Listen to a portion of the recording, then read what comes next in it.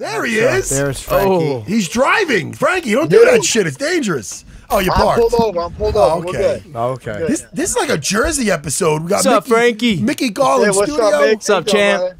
You the man. What's Jersey up? guys, the Long Islander. We're all right. We're doing okay. This is great. And wherever the fuck Jimmy's from. Jimmy, where are you from? Jersey. Of course. Jersey. I live here now, but I grew up in North Brunswick. You're one of us. Yeah. All right. I'm not throwing swords. I got a gym in North Brunswick. What, do you really? Where in North Brunswick? Right on Route 1. Oh, okay. Oh, shit. Maybe you're visiting family. You can get on the mat and fucking train, maybe. I'm fucking... You can't hear it. I'm booing this motherfucker. He's booing me. Because the guy... He's not getting on the mat. But that has nothing to do with anything. I don't like people sweating on me. I might take kickboxing. Let's start the interview over right now. What's up, Frankie Edgar? What's up, brother? How you doing? Good. So you have a gym in Jersey? I do. I have one in North Brunswick, and I just opened up one in Riverdale, New Jersey as well. UFC gyms. Frankie Edgar UFC gyms. I was just going back to this. He just wanted to avoid that. I'm going right back to it. How I'm lazy and I won't get on the mat. I'm sorry, Jimmy. You're not wrong. But it's only because I'm like trying to like not fat shame you. You get fat shaming. No, I'm trying to shame you. I go to fat shame because I used to get fat. Sure. Before I shaming me. Before I gave up the gluten, people used to look at me and Dana White used to see me and go, "Oh man, you look like you ate Matt Serra," and it used to hurt. And even though I was always happy, it was like tears of a clown. I understand. Let's get back to Frankie Edgar. Yes.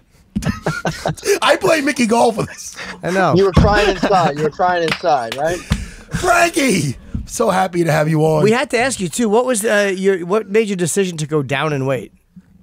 I don't know, man. Everyone's been telling me for years to go down. My coach has been telling me for a while, and you know, I fought for the 45-pound belt a couple times, came up short. I felt like now's the time if I'm going to do it ever. You know. How much harder is it to get down for you? I don't know. We'll find out. I haven't been down this light in a long time. You know, I'm really not that heavy compared to I think other bantamweights. I'm probably even lighter. So, you know, as long as I'm a little disciplined, I think I'll be good. What's the advantage to it for you? Like, you know, again, I know you're fighting it. There's a whole different slew of opponents, but it seems like as guys age, they always want to kind of go up in weight. Again, Jared Cannonier's the opposite. He can't stop losing weight. But it's always surprising to me when a guy who's been around for a while goes down. Yeah, you know, I don't know. I mean, like, you know, hopefully you don't fight guys as long and tall. Although this guy I'm fighting is just as tall, so it don't matter. But you know, maybe I could be the bigger guy. Although I don't think I'll be the biggest guy at bantamweight. But I mean, I'm not going to be giving up as much size, say at 45. But I mean, you got to take into consideration the guys are going to be quicker down at bantamweight as well. So it doesn't mean it's going to be, you know, smooth sailing 100%. You know, of course, each weight class can have their own challenges. Now, Corey Sandhagen is a young stud, undefeated in the UFC. Is that what is motivating for this fight? Like that fact that he's undefeated in the UFC? Is it hard to get motivated at this point, or no? You know, I don't know, man. I think I'm always motivated. You know, I don't want to lose. I still don't want to lose, man. I'm still competitive in that sense, you know. Yeah. And whether the guy's you know a champion or an up and comer, I mean, I still don't want to lose to the guy. And I know he's very dangerous. He's number 3, and that's, you know, I still want to fight the best guys in my career, and I feel like fighting number 3 is a good way to, you know, debut at this new weight class. Was there talk I mean, there was talk, but did you was any of it serious about, because Conor kind of called you out and said you deserved a big payday. He seems to have, like, you're one of the few guys he seems to have a lot of respect for continually. Was there any real depth to that, or was it just something that was said on social media? It was more social media, but, you know, from what I heard is that he really did want to fight me. I mean, obviously I accepted to fight him, but I don't think Dana was down with it, so it got kiboshed. Boo! Yeah. I think sometimes Frankie gets fucked because he's such a nice guy. You know what I mean? Yeah. If like some guys, I think you got to rub elbows. You with Dana, you got to rub some elbows with Dana for me. Yeah. Man, you know, I always keep shit separate. I got 3. I got as many. Hey, Frankie, I got as many kids as you, bro. I need these gigs. You know what I mean? Well, listen to me. That goes. No butters that bread. I know. I get it. That shit goes both ways. One time we were talking about something with Ali Quinta. I go, hey man, Dana, look, we keep the shit separate, and he never brought it up to me again. So I always keep shit separate, you know, because I'm cool with Dana. I'm playing. I'm no, of course you are. You're the man. But what the fuck was I going to say? That was obviously a fight that interested you, right? Yeah, I mean, who doesn't want to fight that guy? You know, like, hopefully it comes with a bigger payday and a lot of notoriety. I mean, he's going to be remembered forever. So I would love to have that guy on my record.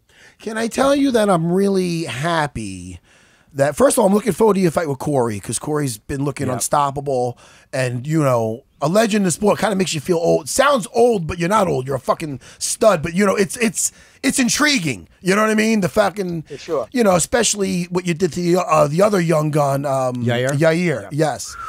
Having said that, what the fuck was I getting at, Jimmy? Bring me back. He wanted to probably say, did you see the Yair Korean zombie fight? No. No, I'm kidding. That's not what you want to say. It was, by the way, the thing about the Yair Rodriguez fight that was so great, it was to watch somebody who's a veteran, you see this young guy who is really great, but know exactly what you have to do to beat him. Like, you could see exactly what his strength wasn't, and you capitalized on that. I think so.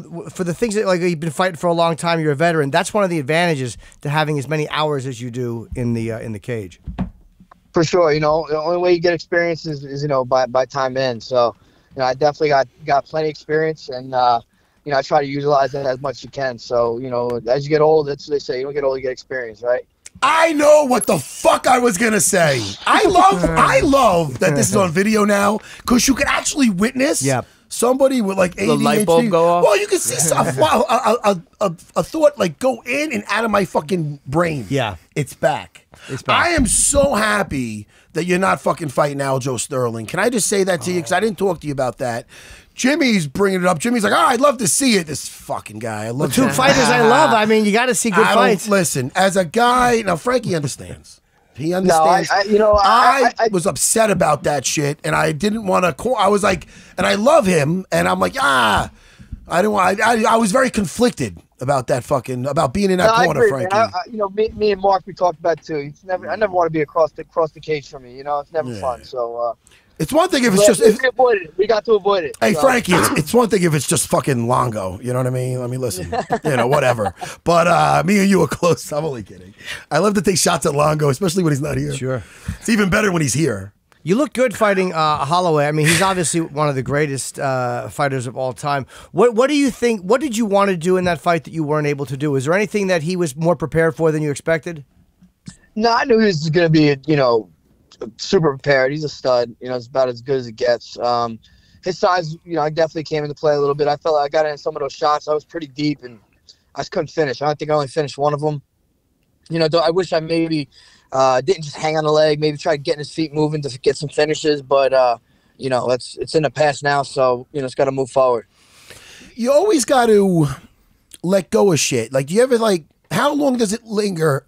Like the laces out. Like after a fight. When there's, I should have done this instead of doing that, it could have changed the course of the fight. How long do you let it bother you? I mean, it kind of naturally happened. Like in a week, I'm definitely in the gutter for a week, maybe a little less than a week. You get better at it. You know, you go home, you have kids to deal with, and they don't give a shit about what happened in your fight. So that gets you through it a little bit quicker, I think. You got to let it go because it's like, it is what it is. You got to let it go. You'll never move on, you know. And I've been disappointed before. I've been knocked down before, I guess. So, it's a familiar position, and you know, I get to kind of, you know, reinvent myself a little bit at 35. I said you were 38. Aren't I an asshole? Sorry, Frankie. No, I'm 38 years old. I'm 38 years old at 35. Oh, okay. At 35. Okay, I think you said I'm 35. All right, good. I'm right. I apologize to myself for calling myself an asshole. I see. That's my first instinct. My low self-esteem. I immediately think I was wrong, but with your age, you would know. Do you still love it as much as you did? I mean, it sounds like a stupid question, but you are continuing to go and you don't have to. I mean, do you just love doing it, or is it just this is the job? I mean, I love doing it. I feel like I don't want to do anything else, at least right yet. So I'm going to keep doing it. And I always said, you know, as long as I'm healthy, as long as I'm competitive, and as long as I'm having fun. And those three boxes seem to still be checked off. So as long as I keep that going, we'll keep it going. And you're not going into an easy division at all.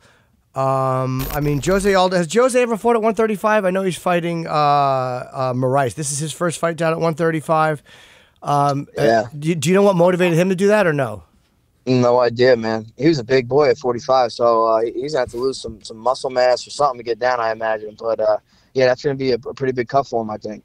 But you're not worried about it? You don't think it's going to be, I mean, it's a 10-pound jump, but you don't think it's going to be something you it's obviously can't do? Man. Cut any amount of weight, it sucks. So I'm just going to have to be a man about it and be disciplined about it and get down. Doesn't it seem like wherever you are, it's gonna suck? Like Gastelum went up, and you know, and he still has that whole like elbow thing. I mean, it doesn't like whatever you have to get down to. It just seems like the shitty place to be.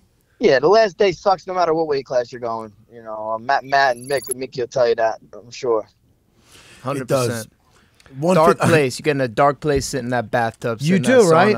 Oh yeah. Because I sit in the sauna for 5 minutes, and I'm like, how the fuck do these guys do this when they have to? I just get out, but you're all wrapped up in like clothing, and do you have like stuff on Pushing it. Yeah, you put stuff to make you sweat extra on, like what's it called, sweet sweat. Yeah, it's terrible. And you just when you want out, you check your weight. Oh shit, I got 3 more to go. Damn.